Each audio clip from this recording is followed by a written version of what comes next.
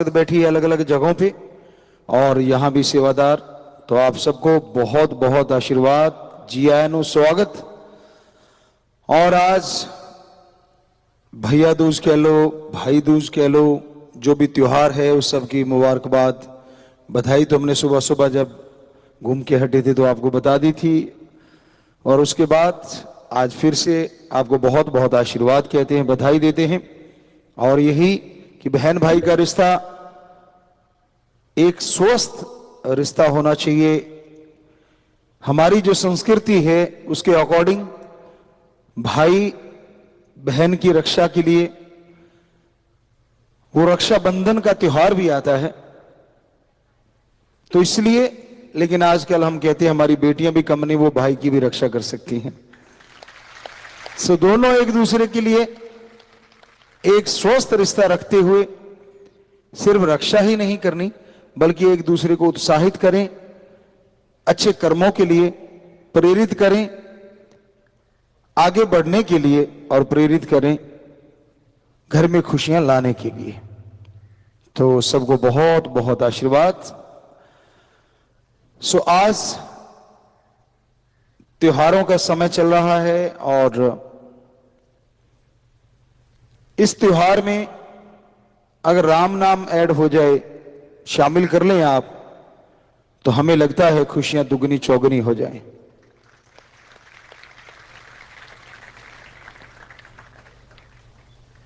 भजन आपने सुना है, बेपुरा जी ने बनवाया, जाग जा रे भाई जाग जा, राम भजन में लाग जा, सोया को पैर पसार, गुरु कहे तू भाई जाग जा। इंसान के जागने का, सोने का समय हमारे पाक पवित्र धर्मों में निश्चित किया हुआ है। क्या हम उसे फॉलो करते हैं? नहीं करते तो क्या नुकसान है, करते तो क्या फायदे? धर्मानुसार शाम का खाना सूरज के रहते रहते खा लो तो बहुत ही बढ़िया है, या छुपते छुपते खा लो, जब सूरज छुप रहा होता है, डूब रहा होता है, उस टाइम में खा लो तो ठीक है। जितना लेट नाइट आप खाना खाएंगे उतनी ही बैक्टीरिया, वायरस, इन सब की गिनती बढ़ जाती है और हर कौर के साथ वो भी आपके अंदर प्रवेश कर जाते हैं। यह मानना है धर्मों का। विज्ञान क्या कहती है? विज्ञान भी इन चीजों को कहीं ना कहीं मानती है कि हां, सूरज की रोशनी में बैक्टीरिया, वायरस छुपे होते हैं, या यूं कह लीजिए कि इसका ताप इतना है। भगवान ने जो ये सिस्टम बना रखा है ये ऐसे ही नहीं बना रखा। तो धर्मों में रिसर्च करता हमारे संत, पीर, पैगंबर, गुरु, महापुरुषों ने रिसर्च करके ये बताया, जो कि आज विज्ञान उनको फॉलो कर रही है, कि हां, सूरज के रहते हुए बैक्टीरिया, वायरस बहुत ही छुपे रहते हैं या मर्तप्राय रहते हैं, लेकिन इसके डूबते ही, क्योंकि अंधकार होता है, दूसरा प्रकाश की ये शक्ति जो है वो नहीं होती, तो फिर से अग्रेसिव हो जाते हैं, फिर से जाग उठते हैं।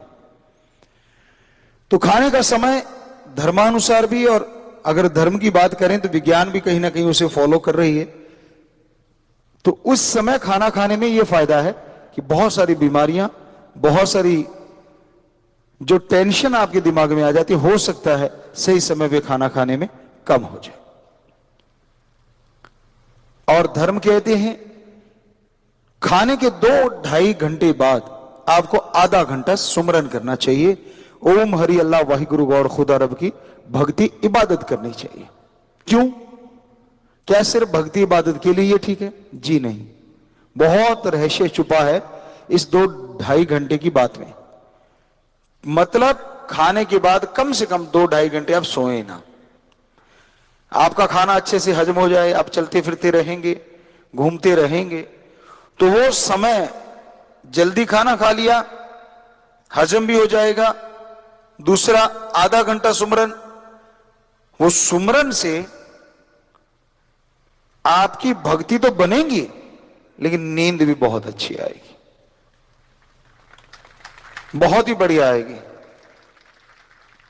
विज्ञान क्या कहती है? कि खाने के बाद तुरंत लेटना नहीं चाहिए। काफी आयुर्वेदा में तो पढ़ा हमने, और साइंस भी शायद इसको फॉलो करती है कहीं ना कहीं, कि ये ठीक नहीं रहता शरीर के लिए। तो बात वहीं पे आ रही है, ध्यान देते जाइएगा। पहले हमने धर्म की इसलिए बता रहे हैं क्योंकि धर्मों ने पहले कही हुई है। और फिर अब आधा घंटा सुमरण की जो बात आती है धर्मों में, साइंस क्या कहती है? अगर नींद ना आए, मनोविज्ञान कहती है कुछ काउंट करने लग जाओ, 1 से 100 तक की गिनती, या कुछ गीत गाने लग जाओ, या कुछ आप आंकड़े ऐसे ले लो जो उलझे हुए हैं, उनको अंदर ही अंदर आप सुलझाते रहिए। थोड़ा कुछ काउंटिंग करनी चाहिए, कहने का मतलब। तो नींद आएगी, तो काउंटिंग करने से मिलेगा क्या? कुछ भी नहीं। और वही आधा घंटा अगर सुमरन कर लो, लेटे कुछ देर 15-20 मिनट बैठ के कर लिए, चलो 10-15 मिनट लेटे लेटे कब नींद आ जाएगी पता ही नहीं चलेगा। और हो सकता है सपने भी मालिक कोई कर्म काट दे और दर्श दीदार दे दे। वो काउंटिंग से आपके मैथ के पेपर तो सॉल्व होंगे नहीं। ये तो हो नहीं सकता कि फार्मूले याद हो जाएंगे, सवाल ही पैदा नहीं होता। सो कहने का मतलब, विज्ञान फॉलो तो कर रही है पर थोड़ा सा अलग तरह से, जबकि धर्म सही बात बता रहे हैं। तो इस तरह रात में जल्दी सोने से ये फायदा है, धर्मानुसार भी और विज्ञान के अनुसार भी। फिर नींद, मान लीजिए जैसे हम लोग किया करते थे गांव में, हम देखा करते थे 8 से 9 के बीच में सारा गांव सो जाया करता था, बिल्कुल सो जाते थे सारे। लेकिन सुबह 8, 4 घंटे वो हो गए, और 3 बजे से लेके 3:30 तक लोग जाग जाते थे। तो मतलब 6 से 7, 7.5 घंटे नींद के हो गए। तो 6 तो कम से कम हो ही गए, क्योंकि चलो लेट लिए, नींद नहीं आई, कोई बातें कर रहे हैं, चलो ये भी मानी बात। तो 6 से 7 घंटे नींद होगी, तो वो भी धर्म कहते कि ठीक है। और विज्ञान का कहते 6 से 8 घंटे सोना जरूरी है। तो धर्म भी कहते हैं कि इस तरह ऑटोमेटिकली आपकी नींद पूरी हो जाएगी। और फिर सुबह का समय, हमारे धर्म क्या कहते हैं? हमारे हिंदू धर्म में पाक पवित्र ग्रंथों में लिखा है, सुबह सवेरे 2 से 5 का जो समय है यह ब्रह्म मुहूर्त है। इसे इस्लाम धर्म में बांगे वक्त, फर्ज इबादत वक्त का नाम दिया गया है।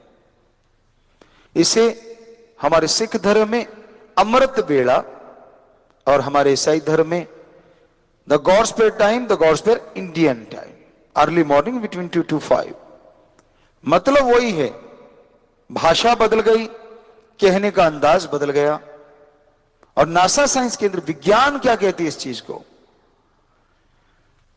Early morning between 2 to 5 oxygen pure and more. 2 से 5 का जो समय है उसमें ऑक्सीजन ज्यादा और शुद्ध होती है।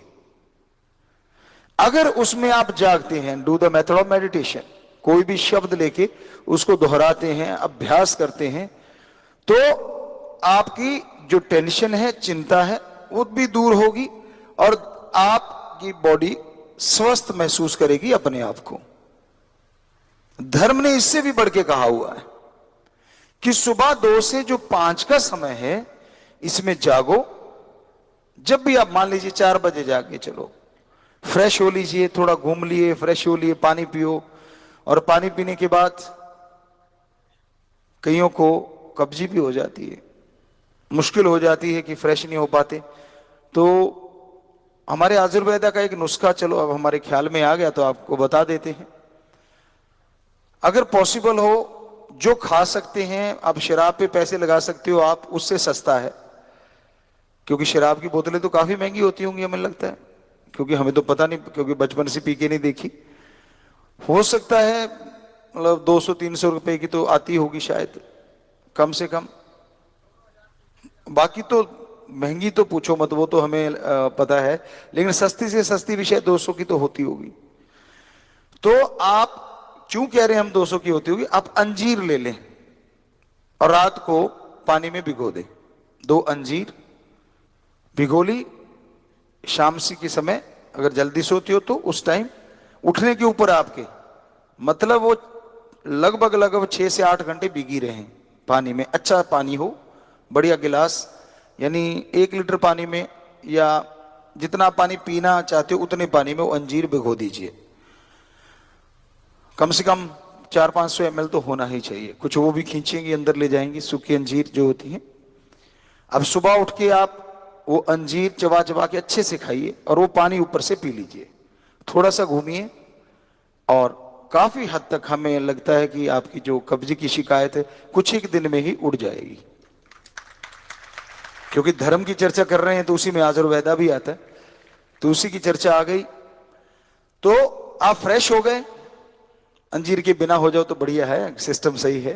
पर चलो अगर सिस्टम में गड़बड़ी है आपकी तो ये कर लें, फ्रेश हो लिए, हाथ मुंह धो लीजिए। आंखें धोना ही काफी होता है, बाकी आपकी इच्छा है कि सर्दियों में जवानों का मुश्किल हो जाता है मुंह धोना, फिर कईयों को तंग करेंगे गर्म पानी करके, तो ये करो वो करो। आजकल तो हीटर भी आ गए हैं, लेकिन चलो आंखों पे आप पानी लगा लीजिए। बेसिक हमें जो देखा है, हमने खुद पे आजमाया है, बस आंखों पे पानी लगा के थोड़ा डैप कर लें, नींद वैसी उड़ जाती। और कई माई की लाल चाहे कितने डालते रहो तो भी नहीं उड़ती। तो अगर सुमरण करना है तो कहने का मतलब मुंह धो लो या ऐसा कर लीजिए, और फिर इसमें 4:30 बज जाएंगे तो आधा घंटा आप भगवान की भक्ति में बैठ जाइए। इससे आपके गम, दुख, दर्द, चिंता, टेंशन, परेशानियां कम होंगे, दूर होंगे लगातार करने से। यही नहीं, आप दोनों जहान की खुशियों के हकदार बनेंगे और हो सकता है सुन्न समाधि लगने लग जाए और भगवान के प्रत्यक्ष दर्शन हो जाएं। साइंस तो बेचारी वहीं रुक गई थोड़ी सी जगह पे, धर्म इतने आगे तक गए हुए हैं। ये टाइम हमने आजमाया है, हमारे पूर्वज संत पीर पैगंबर ऋषि मुनि गुरु सहबान महापुरुषों ने आजमाया है 100%। तभी उन्होंने लिखा कि ये समय पूरे 24 घंटे में सर्वश्रेष्ठ है। और शाम का आपको बता ही दिया कि घंटा सुबह शाम अगर आप भक्ति इबादत करें परमात्मा की, ओम हरि अल्लाह वाहिगुरु राम की, तो हम आपको गारंटी दे सकते हैं जो शब्द हम अभ्यास किया उनकी, दूसरों का तो नहीं हम बता सकते, वो तो वही बता सकता है जो अभ्यास करता है। हमने तो, हमें जो हमारे गुरुजी शास्त्र नाम शाह मस्तान दाता रहबर ने जो भजन, वो जो शब्द दिए हैं, जिसे गुरु मंत्रा नाम शब्द, कलमा, मेथड ऑफ मेडिटेशन अलग अलग धर्मों में कहा जाता है, तो उन शब्दों की हम गारंटी देते हैं कि आप घंटा सुबह शाम सिर्फ 2 महीने इसका अभ्यास कीजिए। शुरुआत होते ही नशा उड़ जाएगा, बहुत से विकार उड़ जाएंगे, बहुत से शुरुआत में, क्योंकि ये हमने लगभग 6 करोड़ लोगों पे प्रयोग करके देखा हुआ है, नशा छूट गया उनका। तो इसका मतलब इन शब्दों में शक्ति है। हमने अभ्यास किया, गुरुजी ने बताया ऐसे करना है, ये मिलेगा, वो मिल गया, तो गुरु पूर्ण है। सो अब आगे 6 करोड़ लोग अभ्यास कर रहे हैं, वो बताते हैं मिल रहा है, तो बाकी आप समझ लो अपने आप। सो कहने का मतलब जो संत पीर पैगंबरों ने आदिकाल से रीत चलाई हमारे लिए, वो बहुत ही बढ़िया है। शाम को सही समय पे सोना। कई कहते जी लेट नाइट तक काम नहीं निपटता। अब मान लीजिए आप 8 बजे सो गए, 4 और 3 बजे उठ गए, तो 3 से 6 तक वो जो रात लेट नाइट वाला है, वो काम, अगर चलो काम ही करना चाहते हैं हम, लिखने का, पढ़ने का, कोई भी, 4 बजे से 4 से 6 हम पढ़ा करते थे, तो वो टाइम था हमारा, सही टाइम था। लगभग 3:30 बजे उठते थे, क्योंकि सारा गांव ही उठता था, तो 4 से 6 हम पढ़ा करते थे। तो वो टाइम इतना बढ़िया होता, फ्रेश माइंड है आप, बहुत सारे आइडियाज आएंगे, बिजनेस के हैं या कोई भी आप अच्छे कर्म के लिए करेंगे, तो यकीन मानो वो लेट नाइट से अर्ली मॉर्निंग वाला नंबर 1 टाइम है। और क्या इसमें कुछ लेना चाहिए, खाना पीना चाहिए, क्योंकि सूरज तो निकला नहीं हुआ अर्ली मॉर्निंग में, क्योंकि ऑक्सीजन ज्यादा है, तो ये भी अपने आप में एक दवा है। कई वायरस, कई बैक्टीरिया को तो ये भी शायद विज्ञान को पता है कि नहीं है, पर धर्म तो कहते कि ये भी खत्म करती है। कैसे करती है? एक तो पोल्यूशन खत्म कम है, नेचुरली आपके अंदर कम जाएगा, तो अपने आप ही कितने बैक्टीरिया, वायरस आपके अंदर जाने से मतलब कम हो गए अर्ली मॉर्निंग में। और आप अपने घर में बैठे हैं या नेचर में, कोई खेतों में, तो पूछो मत, वो जो टाइम होता है, इतनी फ्रेश एयर होती है, इतनी बढ़िया हवा होती है कि अपने आप ही आदमी के अंदर एक उमंग पैदा हो जाती है, तरंग पैदा हो जाती है। तो उस समय में किया गया कार्य सफलता जल्दी देता है। हम ये नहीं कहते कि आज बिजनेस में सफल लोग वाकई उस टाइम को फॉलो करके सफल हुए हैं, उनके अपने अपने ट्रिक हैं। आजकल तो बहुत सारी चीजें चलती हैं बिजनेस की, तो एक अलग चीज है। लेकिन पढ़ने का, या अगर आप ऐसा देखना चाहते हैं तो 4 बजे अगर आप पढ़ो या 4:30, तो यकीन मानो जो रात को आप पढ़ रहे हो कि सारे दिन की थकावट माइंड में है, सारे दिन की बातें माइंड में है। सोना अपने आप में बहुत बड़ी बात है, यानी नींद लेना। सारा दिन आप कर्म करते हैं, सारा दिन आप ज्ञान लेते हैं, तो इस तरह से आपका शरीर और दिमाग थक जाता है, यानी थकावट में आ जाता है। और जब आप सो जाते हैं, सोने के बाद बॉडी ऑटोमेटिकली रिपेयर करती है, ये कहती है साइंस। लेकिन धर्म क्या कहते हैं? सोने के बाद मां कितना ख्याल रखती है बच्चे का?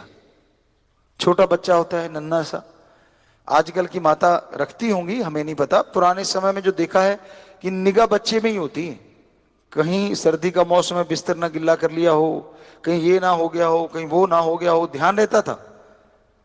तो क्या भगवान जी मां से कमजोर हैं? उन्होंने तो शरीर बनाया है और उसके हम बच्चे हैं। तो सोने के बाद वो अपना स्पेशली आशीर्वाद बरसाते हैं, जिससे बॉडी ऑटोमेटिकली नहीं, भगवान की कृपा से अपने शरीर को रिपेयर करना शुरू कर देती है। साइंस बेचारी भगवान को तो देख नहीं पाई, वो कहते बॉडी ऑटोमेटिकली रिपेयर करती होगी उनके अकॉर्डिंग। लेकिन धर्म कहता नहीं, भगवान जी का आशीर्वाद उस समय अलग होता है, ताकि बॉडी अपने आप जागृत हो जाती है। अब चेतन मन जैसे बोला जाए, या यूं कहिए सिक्स सेंस, या यूं कहिए डीएनए, अगर विज्ञान के और चरम सीमा पे जाएं हम, जो शायद पता नहीं कोई वैज्ञानिक गया है कि नहीं गया, लेकिन ये हम आपको बताना चाहते हैं धर्मानुसार कि उस समय डीएनए की पावर बढ़ जाती है। वो ऑटोमेटिकली तो बढ़ नहीं सकती, वो बढ़ती है भगवान की उस रेज से, जो वो सबको भेजते हैं सोए हुए को, चाहे वो पशु है, पक्षी है, परिंदा है, आदमी है। और हर किसी की बॉडी जैसा माइंड है उसके अकॉर्डिंग, जैसा डीएनए में सेल्स हैं उसके अकॉर्डिंग बॉडी रिपेयर करना शुरू कर देती है अपने आप को। और जो सही समय पे सोते हैं उसके लिए ये और अच्छा हो जाता है, क्योंकि भोजन पच चुका है तो बॉडी वो क्रिया बंद कर देती है। अब आप लेट के खाते ही तो कहां से रिपेयर करेगी बेचारी, वो तो भोजन को पचाने में लगी और सुबह तक डकार मारते उनकी आऊं, क्योंकि अभी वो हजम ही नहीं हुआ ढंगा। तो अगर आप सही समय पे सोएं और सही समय पे उठें, तो क्योंकि 2 घंटे दे दिए भोजन के बाद, तो काफी हद तक हजमा हो गया, आपकी रोटी हजम हो गई, अब बॉडी फ्री है। उधर से भगवान जी तो एक हैं, और एक होते हुए तो फ्री रहते हैं, सारा कुछ करके भी फ्रेश रहते हैं हमेशा।